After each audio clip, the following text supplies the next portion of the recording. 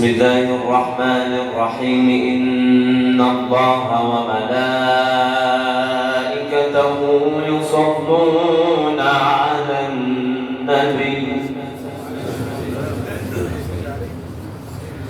يا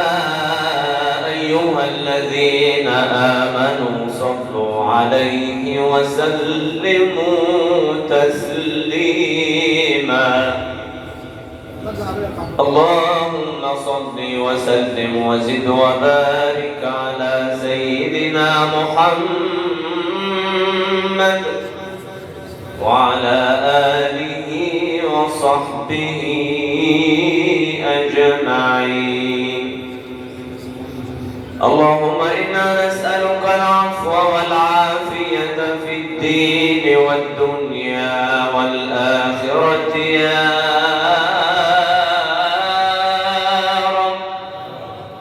اللهم اغفر ذنوبنا واستر عيوبنا واشرح صدورنا. اللهم تقبل صلاتنا وتقبل صيامنا وقيامنا وركوعنا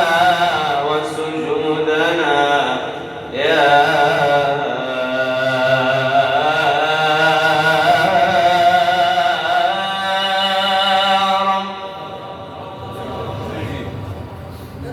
إن شئت أن تحيا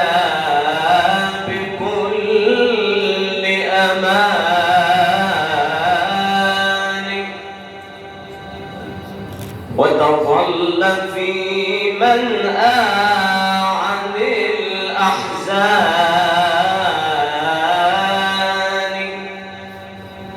وتنال في الدارين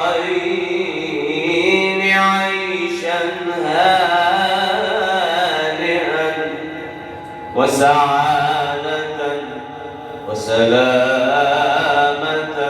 وأمان. فعليك بالقرآن فعليك بالقرآن فعليك بالقرآن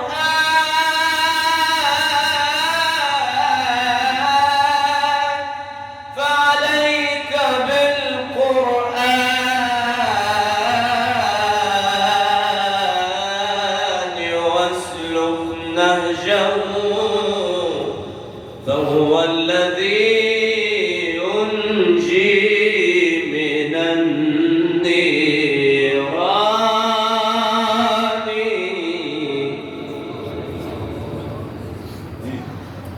فيه شفاء للصدور ورحمة وبه تبدد حيرة الحيران وبه النفوس يزول عنها ظلها وبه القلوب تعيش باطمئنان. فاقرأ لكي ترقى إلى هام العلا فاقرأ لكي ترقى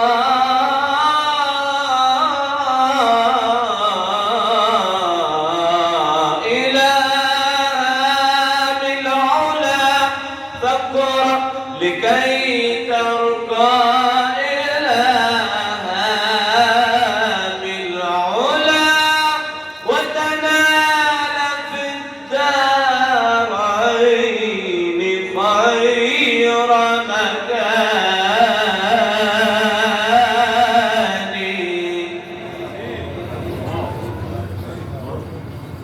واتل الكتاب مرتلا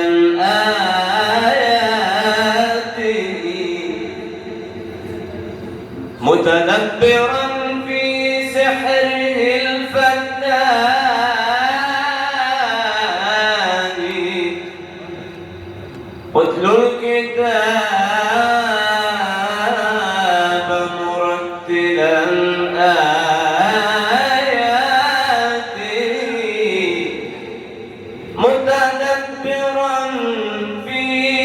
سحره الفتان طهر به أسماعنا وأزح به صدأ القلوب بأعزب الألحان وارفع به صوتا يبدد صمتنا فلحسن صوتك حلية القرآن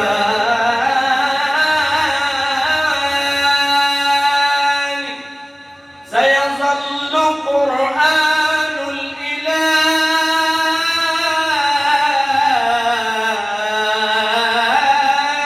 هويتي سيظل قرآن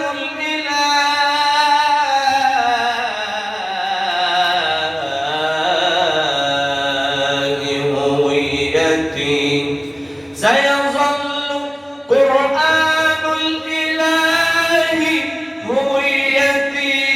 وولاء آل محمد عنواني صلى الله على محمد صلى الله عليه وسلم صلى الله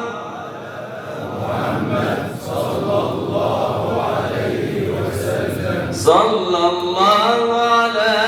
محمد صلى الله عليه وسلم صلى الله على محمد صلى الله عليه وسلم روضة المختار طه مثل شمس في ضحاها روضة المختار طه مثل شمس في ضحاها هذه الدنيا نراها في ضياء من محمد صلى الله صلى الله عليه وسلم صلى الله على محمد صلى الله عليه وسلم روضة الهادي نبينا تفرح القلب الحزين روضة الهادي نبينا تفرح القلب الحزين أبشروا يا زائرين بالشفاعة من محمد صلى الله محمد صلى الله عليه وسلم سيدي يا رسول الله يا خير من دفنت بالروض حضرته فطاب من طيبهن القاع والأكم نفس الفداء لروض أنت ساكنه فيه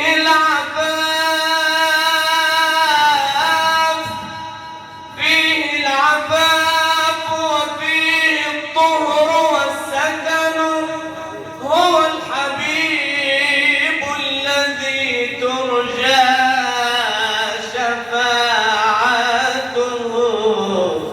عند الصراط إذا ما زلت القدم نبي الهدى صلوا عليه